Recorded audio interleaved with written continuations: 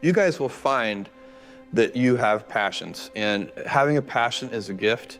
I think we all have passions, and you don't get to choose them. They pick you, but you have to be alert to them. You have to be looking for them. And when you find your passion, it's a fantastic gift for you because it gives you direction, it gives you purpose. You can have a job, or you can have a career, or you can have a calling.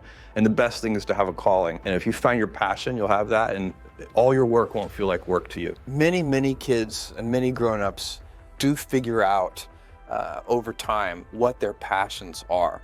And sometimes we let I don't think it's that hard. I think what happens though sometimes is that we let our intellectual selves overrule those passions.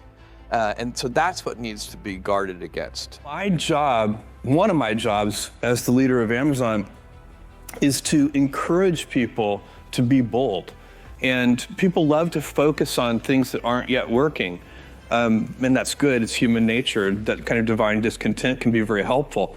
But it's incredibly hard to get people to take bold bets. And you need to encourage that. And if you're gonna take bold bets, they're gonna be experiments. And if they're experiments, you don't know ahead of time whether they're gonna work. Experiments are by their very nature prone to failure, but big successes, a few big successes compensate for dozens and dozens of things that didn't work. So, bold bets, AWS, Kindle, Amazon Prime, our third-party seller business, all of those things are examples of bold bets that did work, and they pay for a lot of experiments. I've made billions of dollars of failures at Amazon.com, literally billions of dollars of failures. And you might remember Pets.com or Cosmo, or give myself a root canal with no anesthesia very easily. None of those things are fun, but they don't matter. What really matters is companies that don't continue to experiment, companies that don't embrace failure. They eventually get in the desperate position where the only thing they can do is make a kind of Hail Mary bet at the very end of their corporate existence. Whereas companies that are, making bets all along, even, big bets, but not bet the company bets. I don't believe in bet the company bets. That's when you're desperate. That's the last thing you can do. It's not, you could be out of work and have terrible work-life balance. Even though you've got all the time in the world, right. You could just feel like, oh my God, I'm miserable, and you would be draining energy. And so you have to find that harmony. It's a much better word. And I think for most people, it's about meaning. People want to know that they're doing something interesting and useful.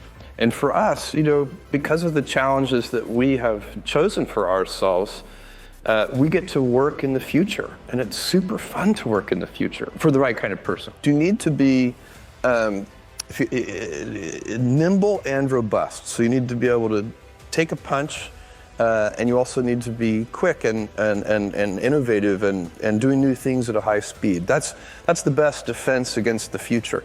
And you have to always be leaning into the future. If you're leaning away from the future is going to win every time. Never, ever, ever lean away from the future. We all have adversity in our lives. I doubt if you really, if you know somebody, any friend or anybody that you talk to, there's no lack of adversity. And by the way, that's good, because it's what teaches us how to get back up. You fall down, you get back up. It always happens.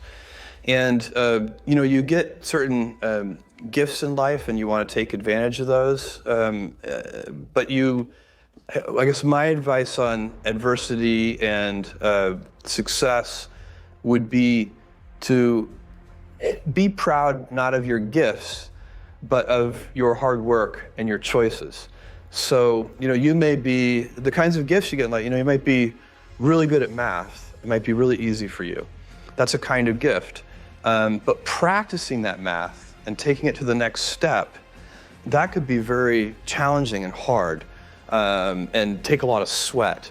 That's a choice. You can't really be proud of your gifts because they were given to you. You can be grateful for them and thankful for them. But your choices, you choose to work hard. You choose to do hard things.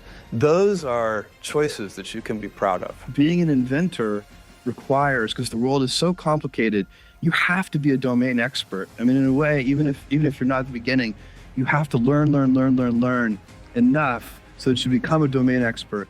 But the danger is once you become a domain expert, you can be trapped by that knowledge.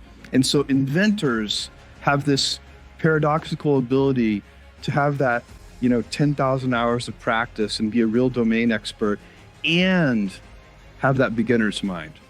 Have that look at it freshly, even though they know so much about the domain.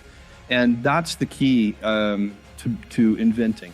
You have to have both. And I think that is intentional. I think all of us have that inside of us, and we can all do it, but you have to be intentional about it. You have to say, yeah, I am going to become an expert, and I'm going to keep my beginner's mind.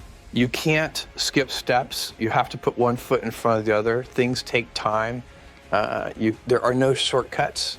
And but you want to do those steps with passion and ferocity. It's easy to have ideas. It's very hard to turn an idea into a successful product. There are a lot of steps in between, and it takes persistence, relentlessness. So I always tell people who are who think they want to be entrepreneurs, you need a combination of stubborn relentlessness and flexibility. And you have to know when to be which. And basically you need to be stubborn on your vision, because otherwise it'll be too easy to give up. But you need to be very flexible on the details, because as you go along pursuing your vision, you'll find that some of your preconceptions were wrong. And you're going to need to be able to change those things. So I think taking an idea successfully all the way to the market and turning it into a real product that people care about and that really improves people's lives is a lot of hard work. Don't try to chase what is kind of the hot passion of the day. I think we actually saw this, I think you see it all over the place in many different contexts, but I think we saw it in the internet world quite a bit, where at the sort of peak of the sort of internet, mania in say 1999, you found people who were, very passionate about something. They kind of left that job and decided, I'm going to, do something in the internet, because it's, it was almost like the 1849 gold rush in a way. I mean, you find that people, if you go back and study the history of the 1849 gold rush, you find that, at that time, everybody who was within a shouting distance of California was, they might have been a doctor, but they quit being a doctor and they started panning for gold. And that almost never works.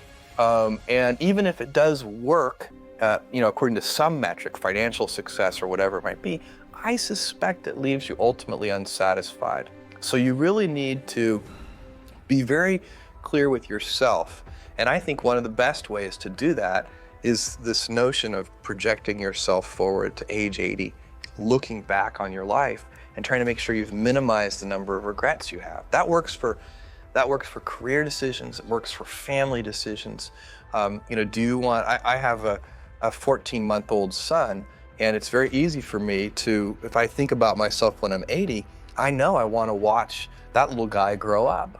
And so I don't want to be 80 and think, shoot, I missed that whole thing and I don't have the kind of relationship with my son that I wished I had, and so on and so on. So if you think about that, so I guess another thing that I would recommend to people is that they always take a long-term point of view. And I think this is something about which there's a lot of controversy. There's a lot of people, and I'm just not one of them, believe that you should live for the now. I think what you do is you think about the great expanse of time ahead of you and try to make sure that you're planning for that in a way that's going to leave you ultimately satisfied. So this is just this is the way it works for me. And I mean, everybody needs to find that for themselves. So I think there are a lot of paths to satisfaction, and you need to find one that works for you.